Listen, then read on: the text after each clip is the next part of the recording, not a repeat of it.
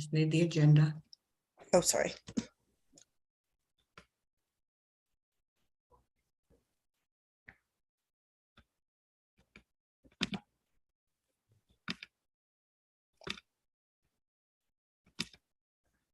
Yep, I'm bringing it. 1 second. Thank you. No worries. As soon as we have the agenda, folks, we'll call the meeting to order.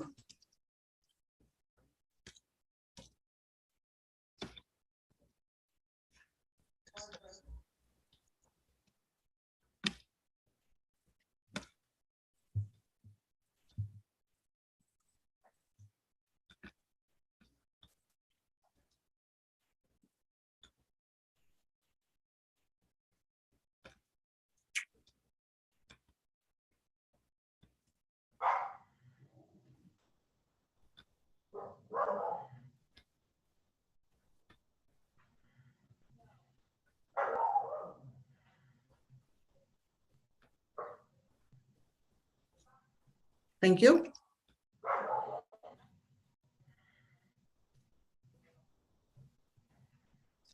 Was there, and there we go. Got it? That's it. Okay. Alrighty. It's the case reviews. That's the case. Sorry. Yes, we need the board meeting agenda. Mhm.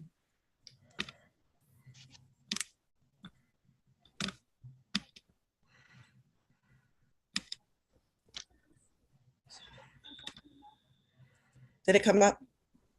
No.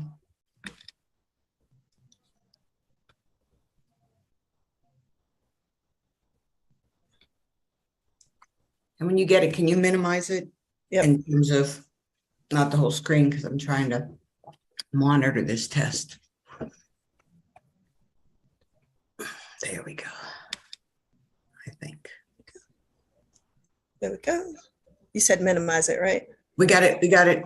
That's great. Okay. Alrighty. Yep. Alrighty. So again, welcome everybody. And calling everybody to order. I believe everybody but Mr. Sheldon is on this evening, correct? And Dr. Darby, who is dealing with COVID. Our best wishes to her for a speedy recovery. Any other excused members that we need to recognize?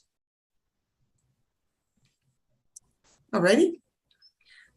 Hearing nothing, we need approval of our June 28th minutes. Everybody receive them? Yes. Alrighty. Are there any adjustments needed to the minutes? Okay, hearing none. I have a motion to approve the minutes of 6/28/22.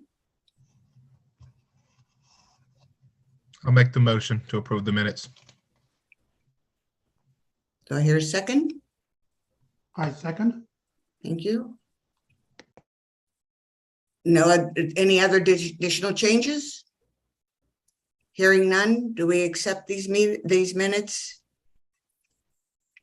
as they were presented? This where we say aye. Is that Yeah. a vote? That's yes, please. Aye. Aye. Aye. Aye. Thank you. So approved. Again, Dr. Darby is not here tonight.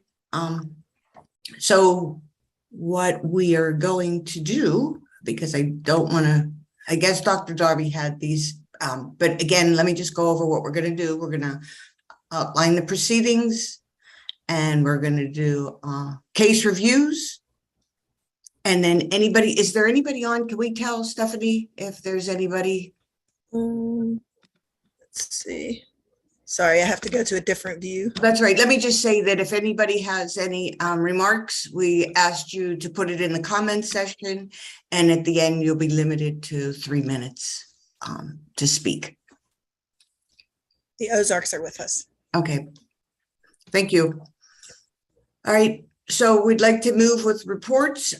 Again, the chair is not here tonight, so I don't want to speak on her behalf. So when we meet again in September, we will hear the chair's report. Beth?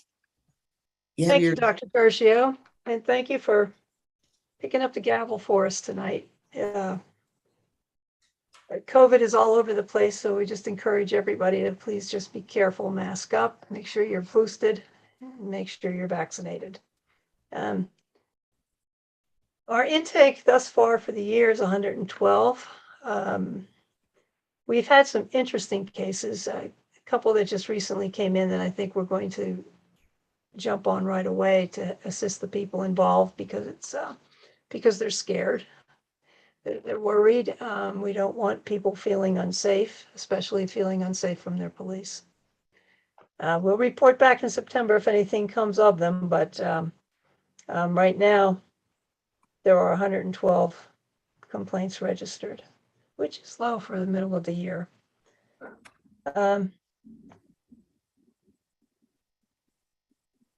We have one administrative issue that we should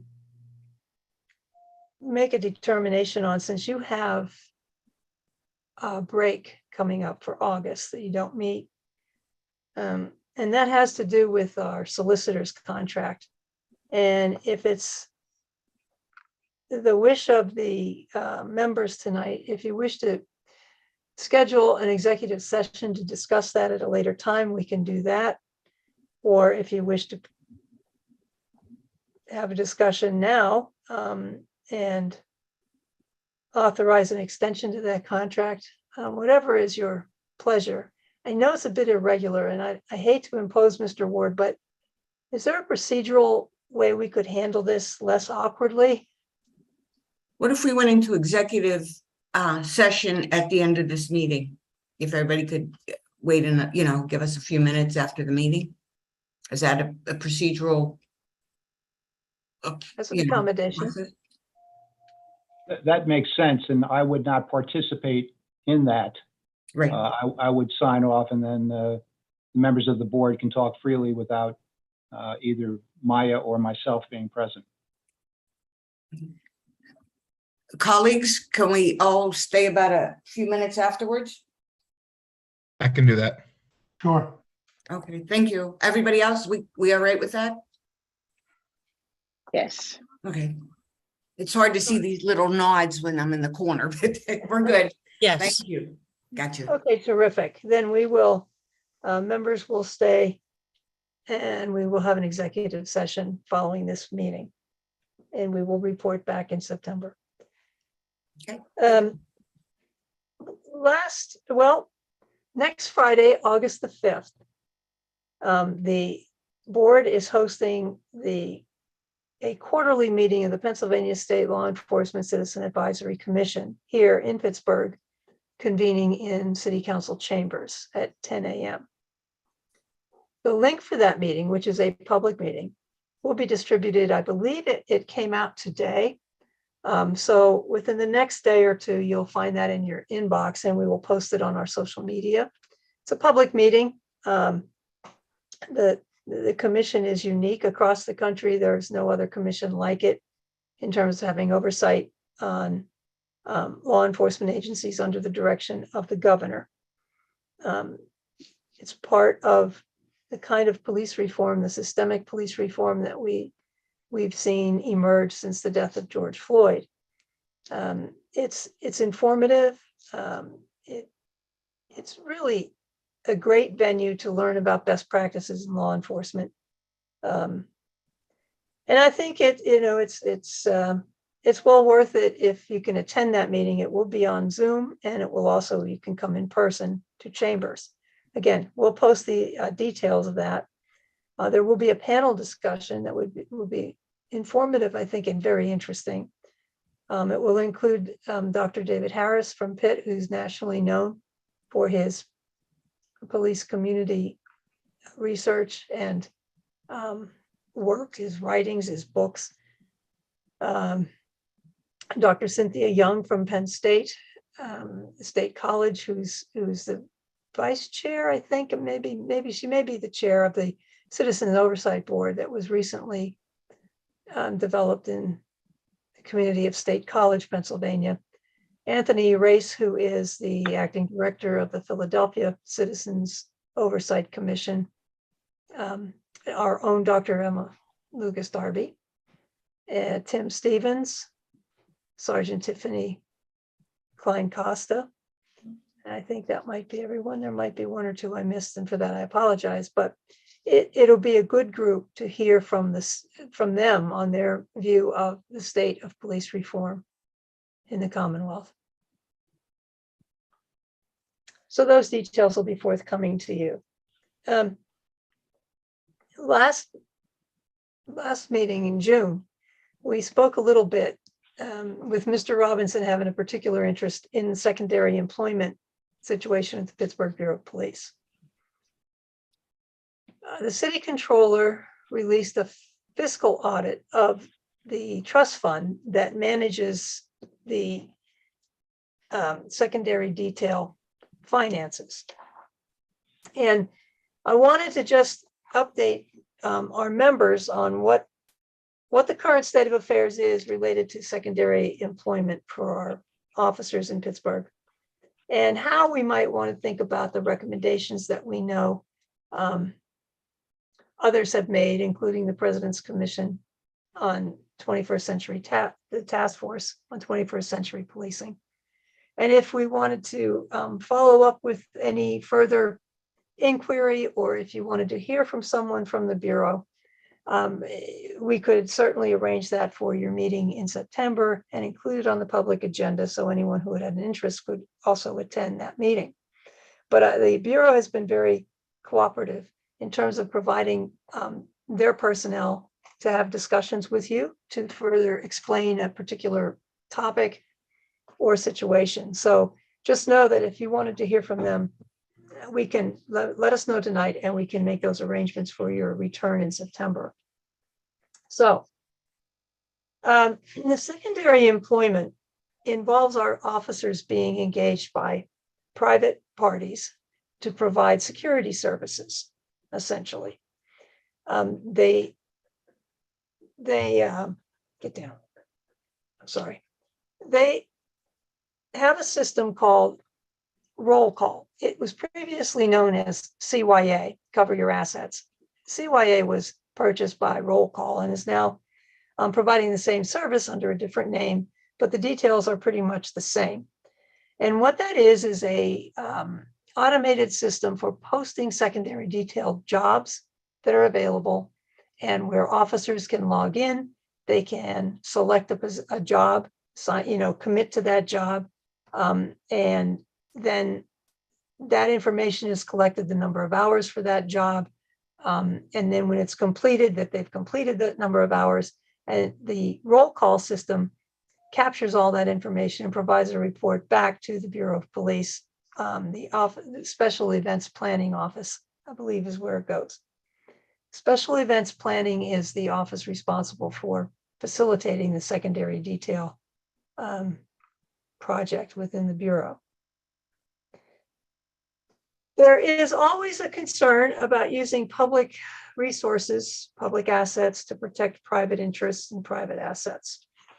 And so the Bureau has a policy and procedure that controls and governs how secondary details are authorized, how the officers engaged in them are accountable, and how the mechanics of the process of selecting and taking one of these secondary jobs.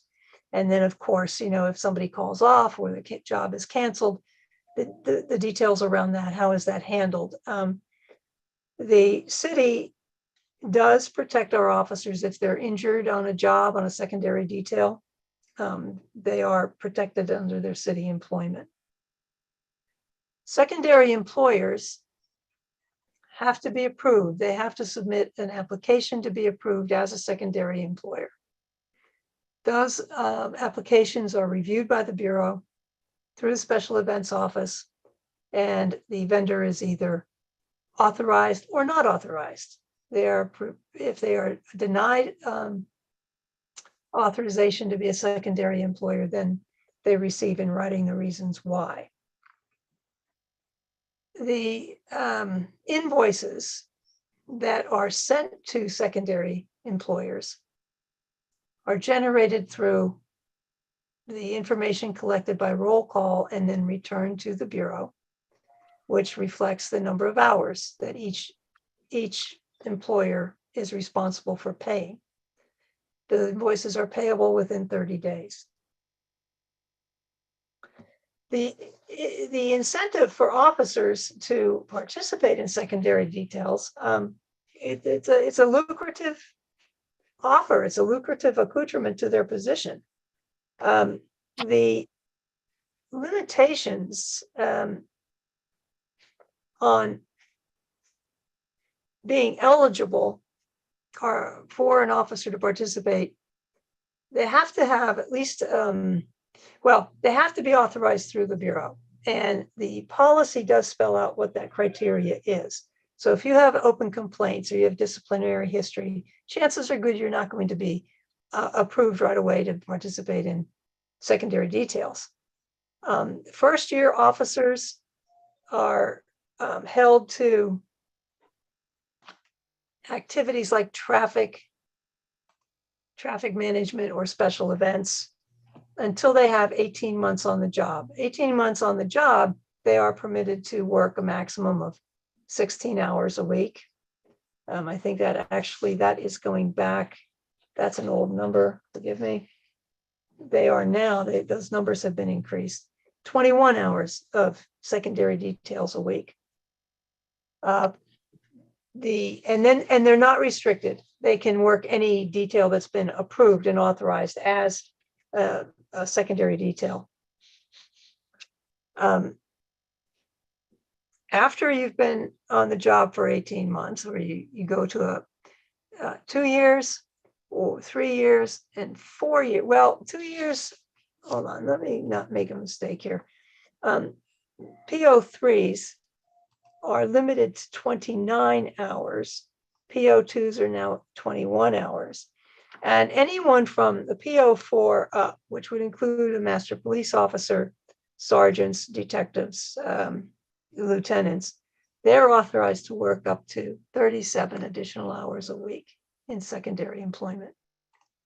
It's a lot of work, a lot of extra work. The rate for their compensation related to secondary details is also tiered based on rank, and it is defined in the FOP contract between the working agreement between the city and the FOP. And that wage designation is a first year officer through fourth year officer. It's based on 1.5 times the master police officer's rate of pay. Now that would turn out to be the equivalent of $64.28 an hour, based on 1.5 of the base rate plus 14%. Now, does that sound confusing?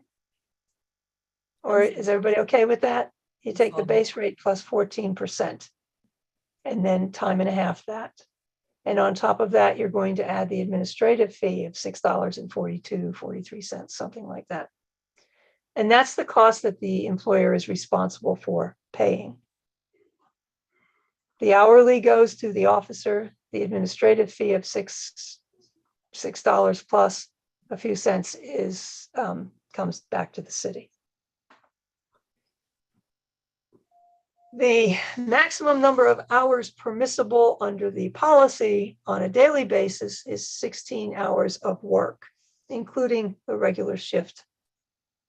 So if you work an 8-hour shift, you may work an 8-hour secondary detail. If you work a 10-hour shift, you could work 6 hours of secondary employment in a 24-hour period. The collection system for the fee, or not the fee, but the cost, the invoice payments. At the end of June, city controller released a fiscal audit of the trust fund for the secondary employment, and found that there was a delay for some vendors, making their payments. And even though there was a delay and they were open balances, they were still eligible and still participating in the secondary employment at work, so that they were still having officers come in and working secondary employment, even though they still owed the city money for previous work. Now, technically, that's supposed to be, if they don't make their payment, then they're suspended until they bring their balance up to zero, and then they can continue. But that's all intended to make it reasonable for all the parties involved. So the cash flow is not impending on the city, and that the vendor is demonstrating that they remain responsible secondary employers. So the fiscal audit did recommend that they look more closely at how those collections are managed, so that it's more efficient, and that these consequences are put in place if people aren't paying their bills. The hours worked issue under the fiscal audit also demonstrated that it would perhaps be in the interest of the Bureau to tighten up how they track and monitor the hours worked by officers. So they revisited the contract with Roll Call, which is the outside vendor that manages the posting, assignments, and conclusion of secondary detailed jobs, and how that information will come back to the special events office and how they will review that. They're recommending, I think, a 2-tier system of review on all of these things, and the collection as well as the monitoring of the hours. And any officer who's found to be in violation of the hours worked rule will face some consequences, like they won't be allowed to participate in secondary employment anymore. And the third finding in the controller's fiscal audit was related to monitoring the applications, so that the vendors who apply receive a timely response, and those who have been rejected receive a timely written response, including reasons why they've been denied participation in the secondary activity. I think I mentioned this, that the fee is based on the administrative overhead has been defined in the city code. And that was, I think, back in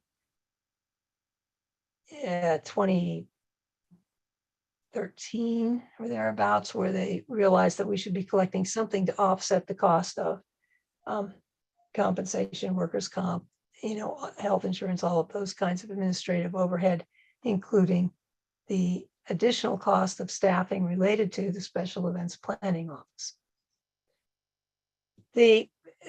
The ethical issue, you hear me talking about that, it still comes to whether or not it's appropriate to use public assets, public power. Enforcement power belongs to the people of the city. It's not something that is unique and in the possession of an individual officer. And that is what people want to buy. They want to have that appearance, the symbolism of authority, and so on and so forth. But in cases of secondary details, it's the officer who benefits from that. So they're experiencing personal gain through their public employment. But maybe perhaps even more practical is the issue related to fatigue that can come from working all those hours. I mean, if you were theoretically working 77 hours a week, you'd be pretty tired. And the effect of that could be disastrous. Even for our newer officers, not the veteran officers, but the younger officers that are still developing professional maturity, professional experience, and their own social maturity, whatever it may be. Even though they can work up to 21 or 29 hours in addition to 40 hours That's very attractive. And if there aren't safeguards in place, again, it's their well-being that we have to be concerned about as employers, as the city. And as I look back to the President's Committee, the Task Force on 21st Century Policing, I want to read a recommendation that they made that may be applicable here, and is also consistent with what our joint audit with the city controller illuminated, and that is the need to be very conscious and very aware of work shifts, hours of work, and that impact on the efficiencies and the safety and the overall well-being of the officers. We recommended in that joint audit that they step back and they really do a staffing assessment. How many officers do we really need? Well, what is the ideal number of officers and the number of hours we need, so that everybody is meeting their public safety goals, but also not exploiting those who are in the positions providing that public safety. And the task force recommended that the U.S. Department of Justice should encourage and assist departments in the implementation of scientifically supported shift lengths by law enforcement. It's been established by significant bodies of research that long shifts can not only cause fatigue, stress, and decreased ability to concentrate, but also lead to other more serious consequences. Fatigue and stress undermine not only the immune system, but also the ability to work at full capacity, make decisions, and maintain emotional equilibrium. Though long shifts are understandable in the case of emergencies, as a standard practice, they can lead to poor morale, poor job performance, irritability, and errors in judgment that can have serious, even deadly consequences. Their action item is to recommend the Department of Justice should fund additional research into the efficacy of limiting the total number of hours an officer should work within a 24 to 48 hour period, including special findings on the maximum number of hours an officer should work in a high risk or high stress environment, such as public demonstrations, emergency situations, etc. So the issue, this is not begrudging anybody the opportunity to enhance and enrich themselves and engage in activity that's necessary, it's needed. People are willing to purchase it, but also their well-being. We need to understand that better, and we need to have better foundation on which we make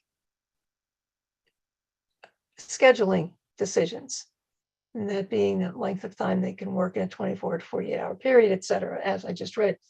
And what we see here, where we add to with the secondary employment opportunities, that there's significant opportunity for officers to do their 8 hours, do their 10 hours, do their shift work, and then jump into a secondary detail and double their income. And that's very enticing, but at what expense? So, Mr. Robinson, that's for you. If you have any questions about the secondary details, or if any member has a question, certainly I'll try to answer. That's the overall. I know we had talked a little bit about the some of the systemic problems that the Bureau went through about 10 years ago related to the management of secondary details, special events, and things of that nature. And where they were then compared to where they are now, they have certainly improved the accountability mechanisms in place, and they have certainly limited the opportunity for abuse of the system. There's much tighter control and accountability, but they've also increased the number of hours permissible for a person to work in a week. For the most part, I think they increased it by 5 hours for each rank. So that's a lot of time. That's a lot of extra time to work. And that kind of goes back to what we recommended in the joint audit. if we need all this, we had, I think, $8 million reported in income from that activity. That's a lot of money, which means there's a lot of hours that private entities are willing to pay for extra security at their place of business. Now, some of those things may be related to road jobs and things that are public utility related. That's not what we're talking about here. But if they're willing to purchase that much extra police service, are we failing to provide the appropriate amount of police service that our public communities need, so that they have to supplement it by purchasing privately police services? Now, those officers who are doing secondary details, they are all still bound to their oath and to the policies and procedures of the Bureau of Police. They are limited in terms of what they may do. They may not card people at the doors of bars. They can't run mags. They can't do things of that nature. Their presence is what people want. And then if there is a problem, they can't work inside a facility unless there is some criminal activity going on and there's a crisis inside. They may enter to manage that, but they cannot work their detail inside of a place. So there are limitations that are appropriate. And people are willing to purchase the service. So we just have to make sure that it is well controlled and accounted for and accountable, the system. And from the controller's fiscal audit, it appears that the mechanisms in place are healthy in terms of, the accounting side of it, be it money owed, money paid, and hours worked. That's much improved, and the system seems to be okay with a couple of tweaks here and there that the controller recommended. I I have a think the couple bigger issue technical with- questions. Yeah. So if you own a business in the city proper and the city limits, and does that preclude them from hiring another borough's police officer at a different lower rate? Yeah, because that officer would not be authorized. It's not his or her jurisdiction. They don't have any power here. Neither But- can our officers take their uniform and go outside of the city limits and offer security services. They can't do that. They have no power there. Okay, but so like if I owned a bar in the South Side and I thought that was very expensive and I could go to Homestead and get a police officer for less than $60-some an hour, as that the owner of that facility, can I do that? No, you can't buy the police officer, but if that police officer is cleared, say as a security and an armed security under Act 235, Right, that individual could serve as a security guard, but not in uniform. gotcha. And they would not have police powers. Okay. Thanks. Thank you, Ms. Pittenger. I do have a few other questions, and I'm not sure if you can answer, but maybe you can. One, just to your point about the fatigue, and you had mentioned about they can work up to 37 hours in addition to their 40. I think I've heard numerous occasions where officers, they're already doing overtime for the city, right? We've got situations where our officers are already working more than 40. So does that impact the amount of secondary hours? Is it 37 per 40 or 37 on top of whatever you do for your day job, quote unquote? Where they might be doing more than, what's that, 77 hours if they're already doing overtime, regular overtime. I'm not sure. They're limited. They're limited to a total number of hours, right? The max they could go no matter where you do OT, it's 77. No, they're limited to 16 hours a day. That's the only limitation that I could find. You're going to work your shift, and if you're assigned to overtime. I did not I'm sorry, I don't know. Maybe Miss McClellan, you might remember. I don't think that it's not a cap, Mr. Robinson, that you can work 77 hours a week. No, you can work whatever you're assigned, but if you're going to go do secondary, you can't work more than 37 hours. And that's a supervisory level. But how the overtime figures into that, I'm not sure. They do have the limit of 16 hours per day. Yeah. In uniform. So if they're working overtime at work, let's say they put in 2 hours at work, that means they can only put in 6 hours that day outside of there.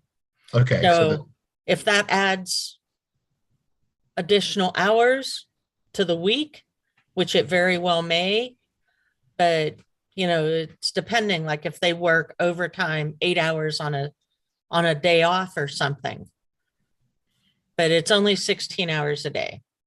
Okay. Yeah. That's it. Okay. That's helpful.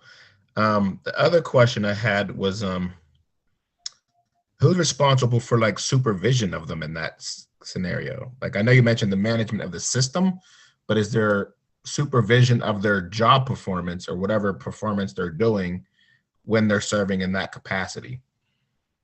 Yes, the local zone, I believe, is responsible for that supervision.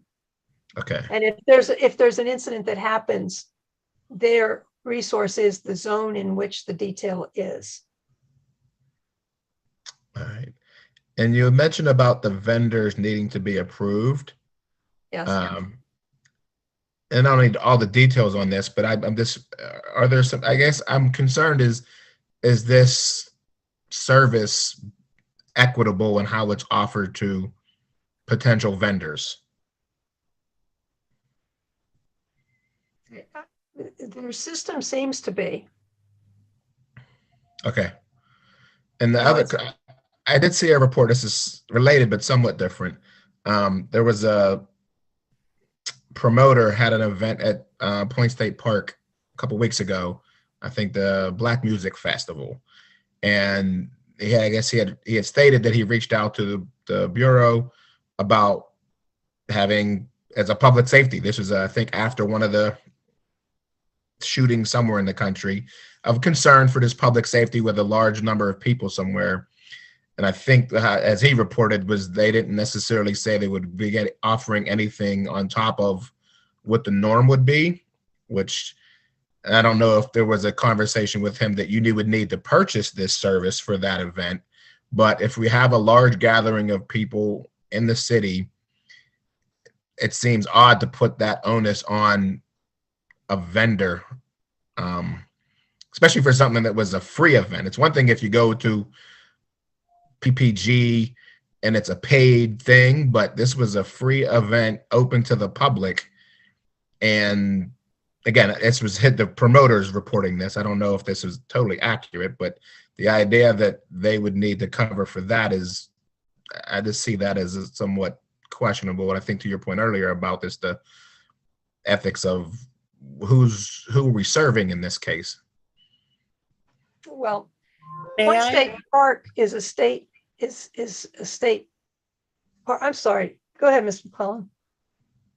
Well, I was going to say, one, it is a state park. However, we do work with the state in there, and anytime that the city is notified of a public event, the number of officers on patrol in the area is taken under supervision, and they make a decision on how many people will be assigned, what their duties will be during those events. All right, thank you for that. That's helpful. And I guess this the last one is, I've heard obviously there's been from all various corners that they're claim that they need more officers. That city needs to hire more officers because they're short. I think I've even heard the chief or I don't know if the current interim chief has said it, but how they're very limited in certain zones on certain days. And so again, I'm just curious, is anybody looking at, all right, if we say we only have this many officers in a specific zone on a day, how many officers can't work because they had already done the secondary duty or doing secondary duty? Like, is that literally depleting the officers that are hired to do public safety because they're doing private safety? No, Okay. no. The primary duty is their assigned schedule. They have to do that. And anything else, they cannot interfere. They can't schedule themselves for like the same time they're scheduled to work. Their primary duty comes first before they can even think about doing a secondary. I understand that from that perspective. I guess my question is, if there's 10 officers in a zone this Friday night, and presumably the zone commander believes they need 12, and then 2 are doing private details, would they be able, is that like, how does that equate out? Like, if there's a greater need, and now that might be, I don't know if they have numbers that are established by the Bureau, but I'm just concerned, are we depleting what is needed by the zone for this other detail operation? That's an interesting question. I don't really know the answer to it. My impression is no, because the advanced planning would dictate who was available to do what in addition to their assigned hours. Okay.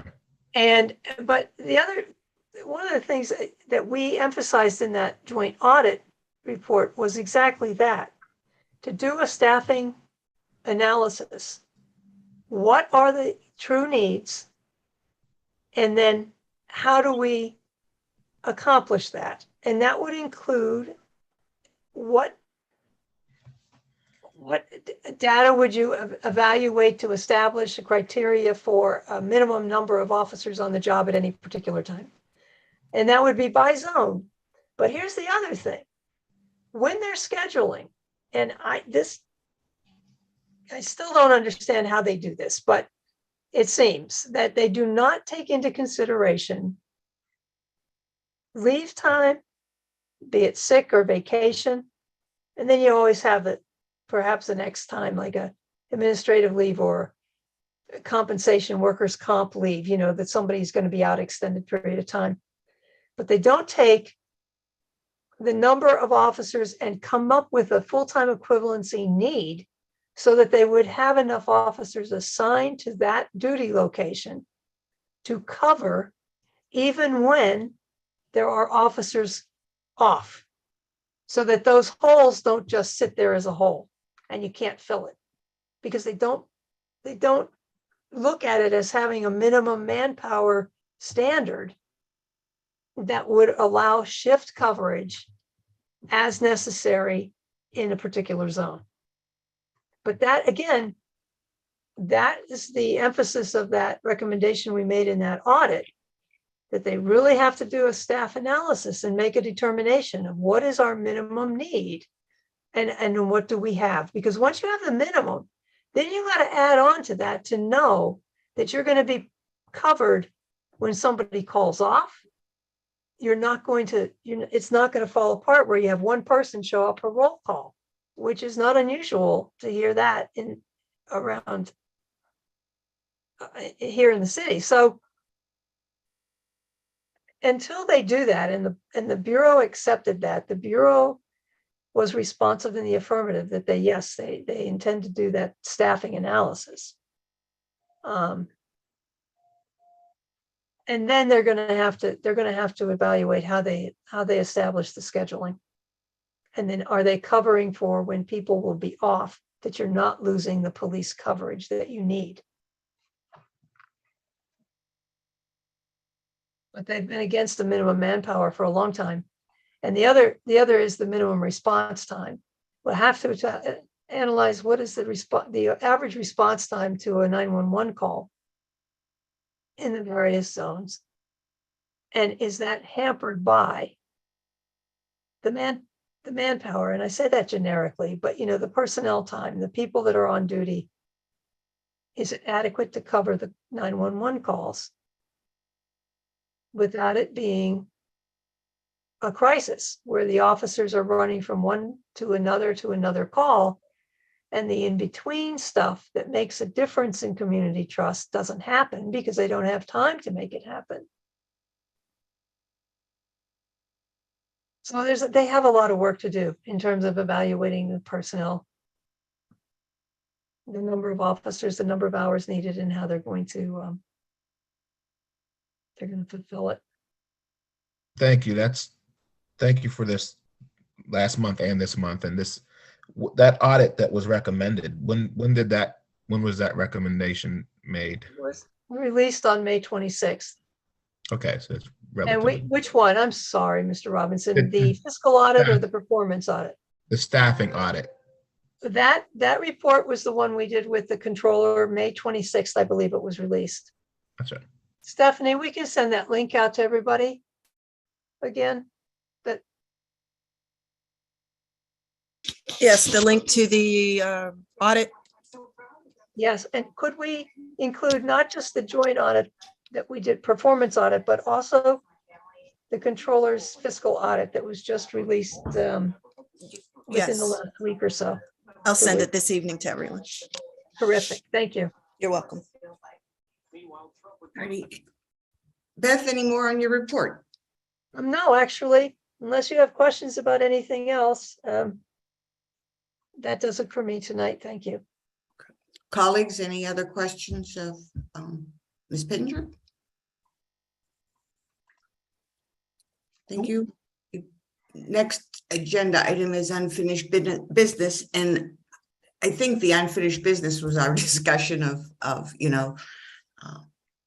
secondary duty. Are there any other unfinished business? Okay, hearing none.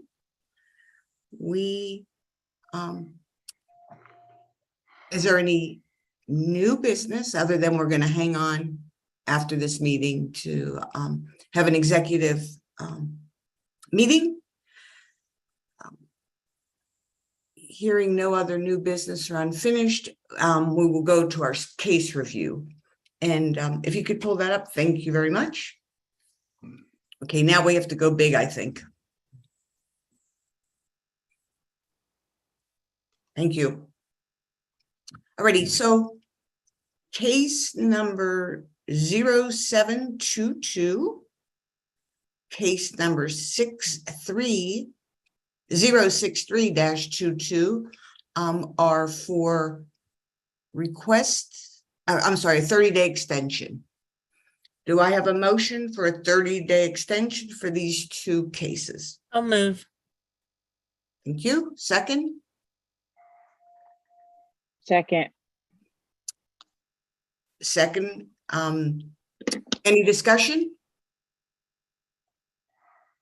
All in favor? Aye. Aye. Denied? Aye. So we have do we have one no? Or they're all yays? There was a delay, so I couldn't hear. I think it was all ayes. All All right.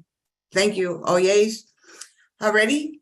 So it's been moved and approved and voted affirmative. So we will move to the next. And we have 3 unfounded. Case number 099-21, case number 049-22, and case number 01822. Do I have a motion to accept these as unfounded? I so move. Thank you. Second.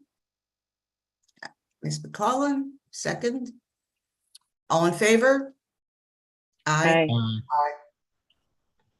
Any nays? Hearing none, this has been moved and approved. Next set of cases is we have one other, and it's case number 041-22. do I have a motion to accept this case?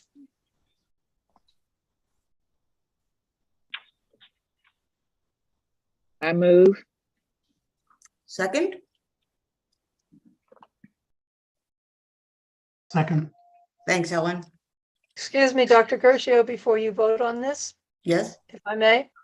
The policy review we had talked about last month, that you may receive suggestions where there are deficiencies in policy, Mhm. and that to conduct a policy review, as you would traditionally do, would require the convening of a public hearing. Open, of course, as any discussion would be in your forum to the public. But this would be specific to the particular policy. In the alternative, members could direct me to send a letter with your observations and requesting that they respond whether this is a policy under bureau review and or would they take it into consideration?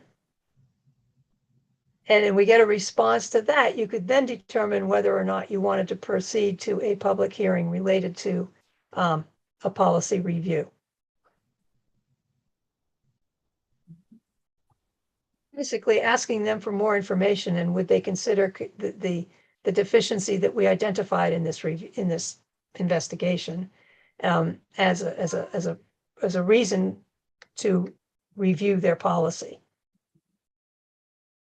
on the assignment of responsible constables in cases where there has been an interruption in the continuity of a particular officer's handling of a case. And then the case gets just falls, just sits on the table. Nobody does anything. Right now, there's nothing to assure there would be an assigned responsible person to make a reassignment of that case in those instances. And so they fall by the wayside. And there are not a whole lot of them. I mean, I think this is the first one we've ever come across where that's become an issue, where somebody came to us and said, hey, I don't know anything about this, blah, blah, blah. And we determined, well, the reason is because the case constable, the person responsible for ushering the case through the system, has passed away. So somebody should have picked that up, but they don't, there's no mechanism for that to just happen. Somebody has to be sure to make that assignment so that continuity remains intact. That's the problem there. So you can either, we could make the inquiry of them if they have, or if they would consider revising their policy and then let you know what they say. Or you could hold a public hearing. Well, it'd be hard to hold a public hearing when we don't know what I mean, if there's no other policy or they don't have something in motion when someone passes and this case just hangs out there. Well, and that's exactly the problem here. And what we discovered was, for most instances, the case continuity is intact. That's never been a problem. In this particular case, the individual passed away and it just sat, it languished, and nobody, it just went to the wayside. But we found the problem. We identified the gap. And I guess you don't need to have a public hearing to determine if there's a gap or not. We know there is. Yeah, exactly. So, And yeah, it makes sense that, my colleagues here, what do you think the best way to approach is a letter from the executive director asking them to review their policy? I would agree. Sorry, go ahead. Isn't that what the recommendation is? Or should it be reworded? Is that what you're saying, Beth? It should Yes. be we're talking about 22, so it should be reworded and not saying authorized. Is that correct? that's correct. That's correct. Okay. Exactly. Okay. Exactly. Ms. Brown, it's just, just directing for more information. Yeah, Question. Go yeah. ahead. On this, this would cover more than just an officer's death, or do they already have something in place when an officer leaves the employment of the city or gets terminated, or for whatever reason, not Or just death, incapacitated. is no longer available? Mr. Elwood, you, I believe, managed this case, right? Yes, I did. They don't have anything that specifically handles a single officer investigating the case. The second officer investigating a case would take over in a normal situation. But this wasn't a situation where there were two officers involved in investigating the case, and that's how it fell through the cracks. My apologies, my dog is playing. So that's what made this particular situation unique. So it would cover if an officer left the Bureau, and it would cover an eventuality of an officer being incapacitated. And it's limited to those instances where the case constable did not have a second officer on the investigation. That's correct. The wording that was recommended in the summary would cover all situations, hopefully. And so it should cover those, yes. So can we do a policy review without a public hearing on this? I think for you to make a finding and a recommendation, you have to conduct a public hearing. I would ask Mr. Ward if that's correct, or if I'm splitting a I hair believe- here. That makes the most sense anyway, to have it attached to a public hearing. But Yeah, can I you- believe that's what the rule says, that the findings and recommendations can only be made after a public hearing. And you have the authority to conduct an inquiry into anything related to police operations. But should we do the inquiry first? I mean, can we do the inquiry first before we have the public? What I'm saying is, we kind of have done that. This report to you Mhm. has indicated that somebody told us there was a problem. They were pretty annoyed about it, as you would expect, and they should be. But what we discovered was this particular case fell to the wayside because there was only one case constable, one person responsible for the case. That was the problem. And had there been a secondary officer involved in that case, when that first officer left the case, for whatever reason, that officer, the second one, would have picked it up and it would have continued. But it was interrupted because there was no second officer on the case. And that's the gap that we found. So that's what your inquiry would reveal, that there's a hole in this policy. It's not nefarious. There's nothing funky about it. It's just that here's a situation that the policy didn't capture, it didn't provide a tool to manage. So we're recommending, as Mr. Elwood indicated, that with a change in wording, it would convey to, is it the crime reporting unit, David, that handles these?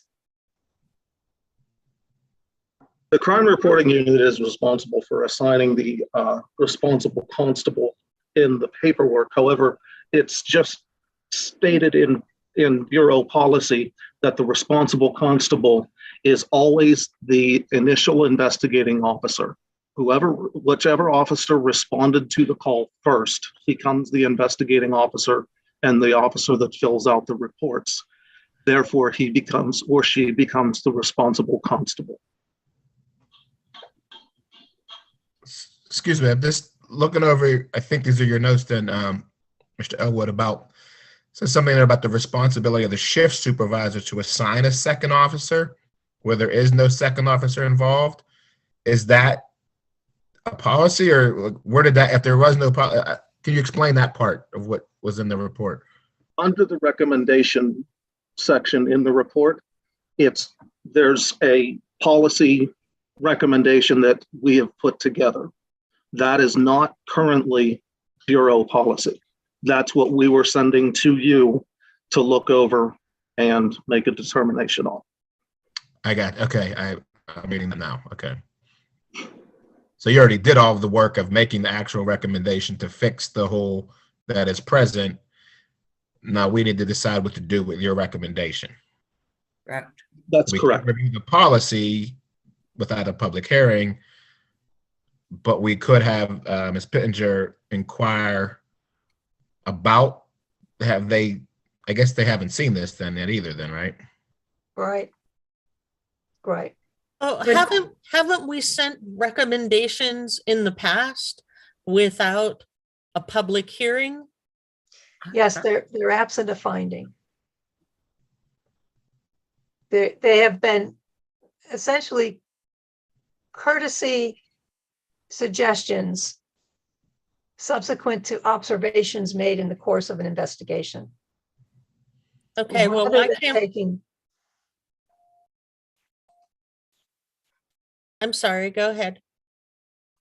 rather than taking a case to a fact-finding, through a fact-finding process, because it wasn't necessary. We found that there was a policy problem. And so the facts were not something that indicated there was misconduct or anything of that nature. There was a policy problem, and we conveyed that to the Bureau without conducting a fact-finding on the complaint itself. Okay, so we could have you inquire to them. They do know, they are aware of the gap. We can see if they have any plans to address it. And based on that response would then kind of guide us if we're going to go forward with the actual public hearing to determine if this recommendation is ideal. Right, that's what I'm thinking. Does that make sense to everybody? Is that we're on board with that? Yeah, I think so. Yeah, that sounds good. Mhm. Have they responded to our notification? They haven't received a notification on the policy issue, no. I think that's Because- what we're gonna determine, right? Should we send them something before we do a public hearing to see what they have to say? But Bill, are you saying we can't do that, or do we have to have this public hearing in order to do that? It might make sense to try a phone call first. And Well, then simultaneous with that, I can review the rules again to make sure that we're on solid ground. So I think there was two steps when I explained. Was one, us, Mr. Elwood's, the board recognizing that there was a gap. That was shared with them, correct? The recommendation. Okay, that wasn't? No, this is yours. They have not been notified other than the officers involved that were accused in this case, that there was a case against those officers. Our investigation took us to the discovery that, oh, there's an opening here in this policy. That's how this happened. The officers didn't do anything wrong. There's no misconduct here. The problem is the policy did not provide for a fix in a situation that occurred in this set of facts. So what we would do, this is what I'm proposing I will do. I will send a letter over to the folks that do the policy stuff, the policy reviews, and indicate that through an investigation, we discovered in this X, Y, and Z policy that the case did not have a secondary officer, and as a result didn't conform to what the policy says, and so as a result it went to the wayside. We suggest that you consider revising this particular policy to include and then give our language recommendation. And then they'll either answer us or they won't, but They would not be obligated to answer us, but our experience working with the unit responsible for the policy reviews has been that they are very receptive. We have good dialogue with them, and I would not anticipate them shunning us. And I think that's just a way of conveying from you that we've discovered this, and would you consider fixing it? And here's an idea of how you could fix it. A cordial courtesy kind of suggestion that we have common interests here and we're both trying to get to the same place, the board and the policy people. And this is something we observed and we'd like to help fix it. And then we'll see what they say. I truly think that that would be the best approach before it's a public hearing, because that's like putting policy on center stage. Hopefully they would agree with what we see as a gap and fix it. And then there would be no need for the public hearing. Yeah, and that's what I was saying last month. When we have these occasions, and they're rarer because sometimes we're able to talk to these folks before we have to acknowledge that there's a deficiency somewhere. But when we get to this point, it rather than conducting a public hearing, it just isn't necessary. But here we have an actual complaint with facts involving people, and nobody is at fault. The policy is at fault. So we had to attend to it as a complaint investigation. And that's where we end up, which would be simply Fix it. what you suggested. Just send them a letter, as opposed to conducting a public hearing on this case, which wouldn't benefit anybody. And rather than getting into having to put a policy or a policy that we already know what the problem is and go through the rigors of having a public hearing to arrive at what we already know.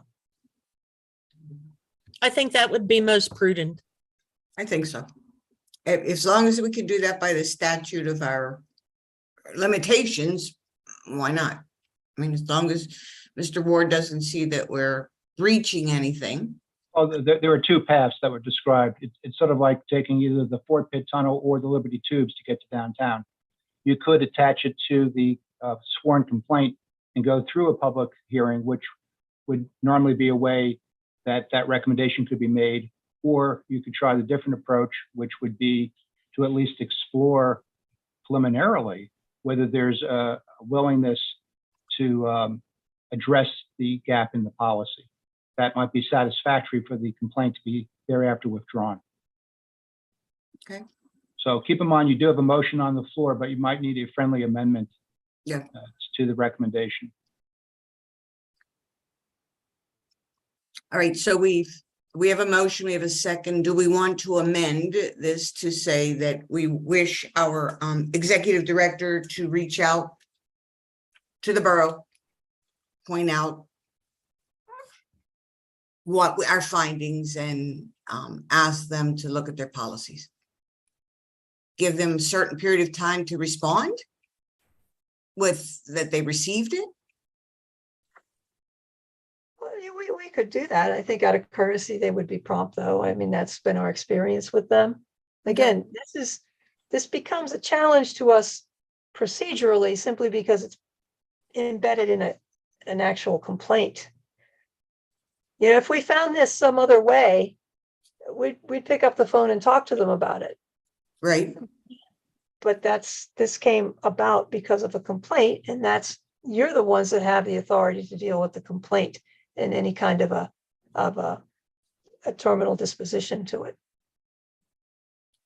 Yeah. So, I mean, I think what, as Ms. McClellan said, it would be prudent for us to, send that letter.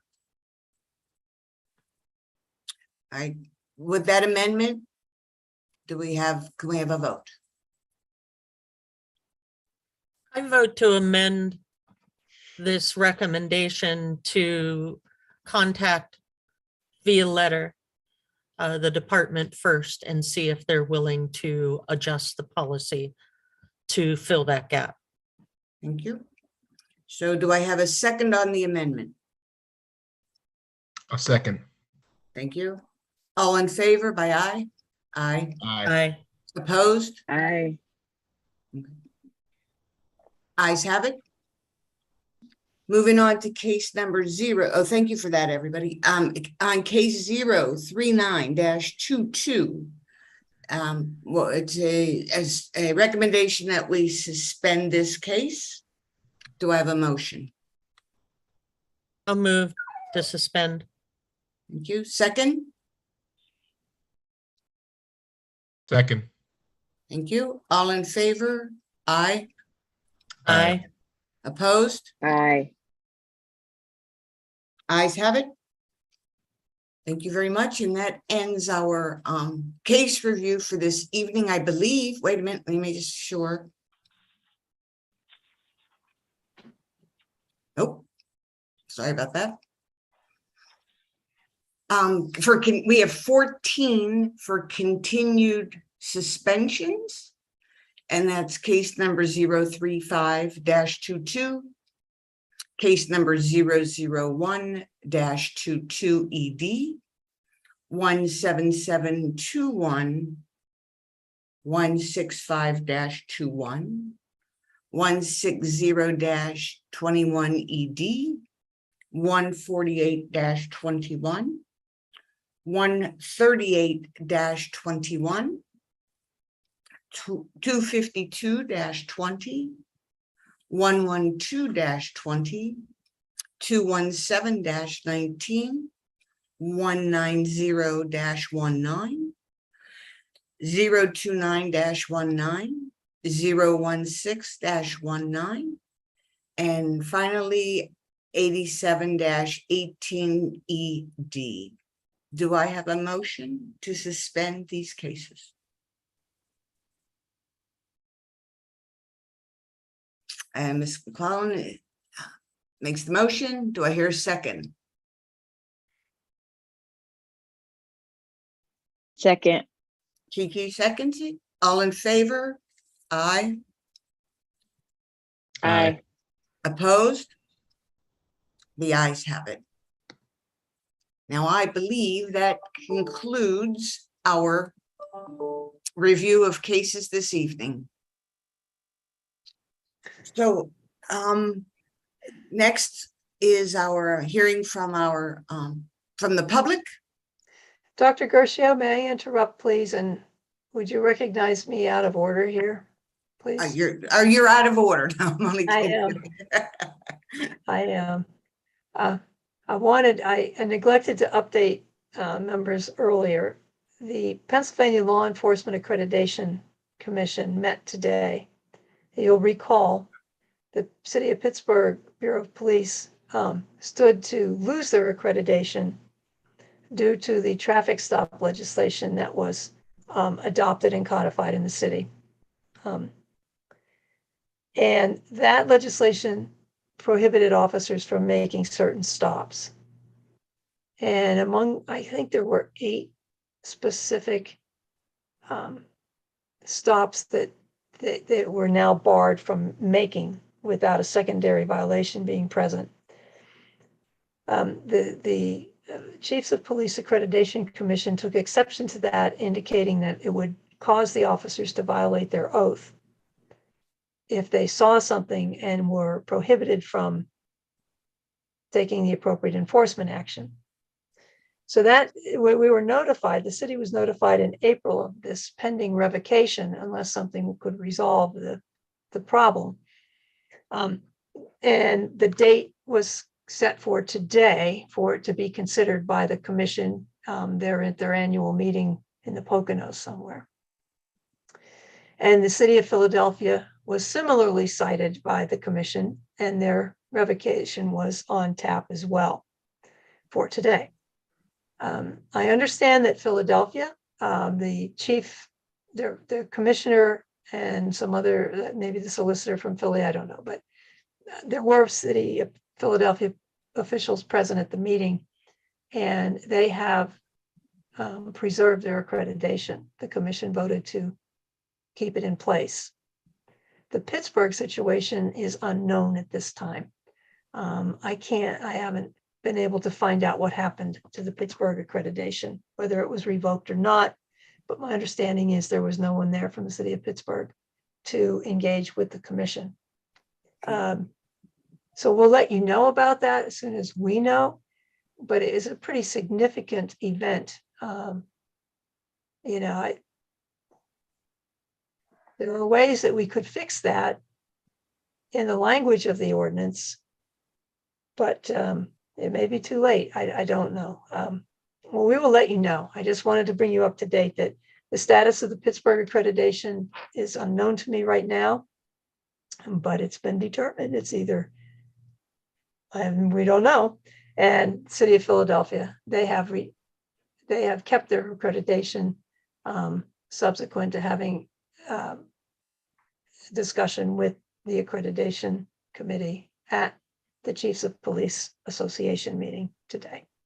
Do we, I mean, I don't know if you know this, but do we know why no one from the city of Pittsburgh was there? Do we have some travel restrictions or? No, that we do not know. I sought to find out if anyone was going. I asked what we were doing, but I cannot answer that. I do not know. Okay, thank you. Any questions around that? Any other questions, I should say? Alrighty, hearing none. All right. Again, do we have anybody wishing? I don't see anything in the chat. Unless I'm missing something. Do you see anything, Stephanie? I don't either. Okay. Alrighty. So again, as you probably recall, and for our new members, we do not meet in August. We will meet, our next meeting will be in September. And Stephanie, if you could scroll down a little bit, I think the date is there. It fell off, but it's September 27th. Okay, thank you very much. You're welcome.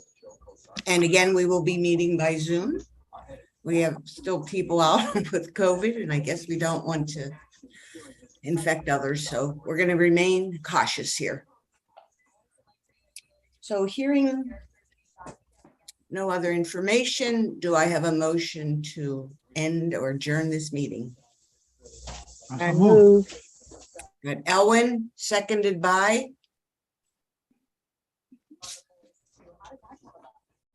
I'll second. Thank you, sir. Mr. Robinson. All in favor? Aye. Anybody opposed leaving this meeting? Ayes have it. Everybody have a good one. Have a safe rest of your summer and